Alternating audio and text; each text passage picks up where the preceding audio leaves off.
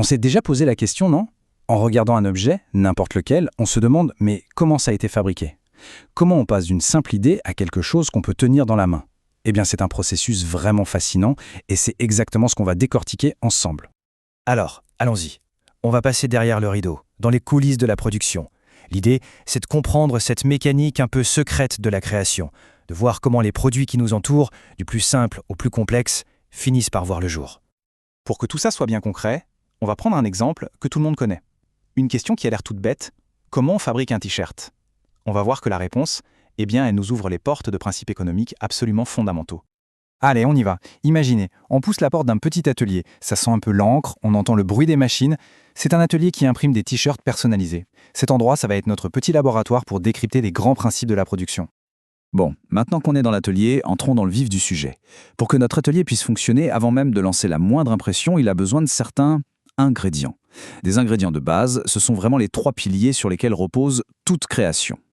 Et ces 3 piliers, les voici. En économie, on les appelle les facteurs de production. C'est simple, il y en a 3. Le travail, le capital et les ressources naturelles. Il faut bien les retenir parce que ce sont les fondations de tout, absolument tout. Commençons par le premier, le travail. Alors attention, quand on dit travail, on ne parle pas juste de l'effort physique, de la sueur, non. C'est aussi et surtout l'effort intellectuel, la créativité. Dans notre atelier, l'exemple parfait, c'est le graphiste. C'est la personne qui imagine le design qui va être sur le t-shirt. C'est vraiment l'étincelle humaine du processus. Deuxième ingrédient, le capital. Et là aussi, petite précision importante. En économie, le capital, ce n'est pas que l'argent sur un compte en banque. Pas du tout. Le capital, ce sont les outils, les machines, les bâtiments, tout ce qui est utilisé pour produire. Dans notre cas, c'est très simple. C'est la machine à imprimer les t-shirts. C'est la force mécanique qui va permettre de concrétiser l'idée du graphiste. Et enfin, le troisième et dernier facteur, les ressources naturelles. Là, c'est le point de départ de tout. La matière première, brute, qui vient de la nature. Pour notre t-shirt, c'est évident, c'est le coton. Le coton qui a poussé dans un champ quelque part et qui a servi à fabriquer le tissu. Sans ça, eh bien, il n'y a tout simplement pas de t-shirt. Ok, on a nos 3 ingrédients. Travail, capital, ressources naturelles. Mais comme en cuisine, avoir les bons ingrédients ne garantit pas une bonne recette. Il faut savoir les doser, les combiner. Et c'est là que ça devient intéressant. Le patron de notre petit atelier doit maintenant faire des choix vraiment stratégiques. Et voici le dilemme typique de n'importe quel entrepreneur qui veut grandir. D'un côté, on peut miser sur plus de main-d'œuvre. Par exemple, embaucher un deuxième designer. L'avantage? Plus de créativité, plus d'idées, plus de flexibilité. L'inconvénient? Un salaire en plus à payer chaque mois. De l'autre côté, on peut miser sur plus de capital. Acheter une nouvelle machine, plus grosse, plus rapide. L'avantage? On produit beaucoup plus vite. On peut faire des économies d'échelle. L'inconvénient? C'est un gros investissement au départ, et une grosse machine, c'est moins flexible qu'un humain. C'est cet arbitrage constant entre l'humain et la machine. Alors, laquelle est la meilleure décision? L'humain ou la machine? La créativité ou la productivité? Eh bien, la réalité, c'est qu'il n'y a pas de meilleure décision dans l'absolu, ça n'existe pas. La bonne réponse, elle ne dépend pas des facteurs eux-mêmes, mais de la vision, du plan d'ensemble. C'est là que tout prend son sens. Un choix comme celui-ci, il n'est jamais fait au hasard. En fait, il doit découler directement de la stratégie globale de l'entreprise.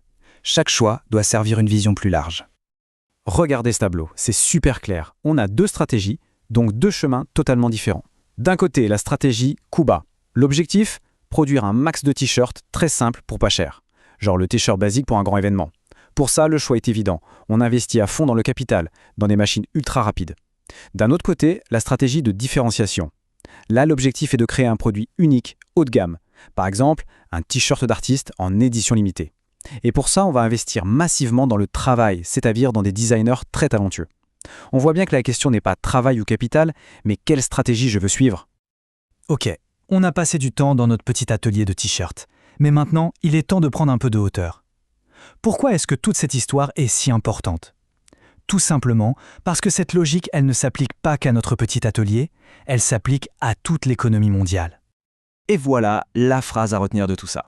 Chaque produit, que ce soit un smartphone, une voiture ou même la tasse de café qu'on voit le matin, chaque service, chaque objet est le résultat de cette même alchimie. C'est toujours une combinaison de facteurs de production qui est le résultat de choix qui eux-mêmes servent une stratégie. C'est une recette universelle. Et pour finir, on va se projeter un peu. Ces 3 facteurs, travail, capital, ressources, ça fait des siècles que ce sont les piliers de notre économie. Mais aujourd'hui, il y a l'intelligence artificielle qui débarque. Et l'IA, c'est un peu particulier, non? C'est à la fois un outil super puissant, donc du capital, mais c'est aussi capable de créer, de générer des idées, donc du travail. Alors comment ce bon vieux modèle à 3 facteurs va évoluer? Est-ce qu'on est en train d'assister à un changement de la définition même de ce qu'est le travail ou le capital? C'est une question absolument fascinante, et la réponse, eh bien, elle redéfinira sûrement la façon dont on créera le monde de demain.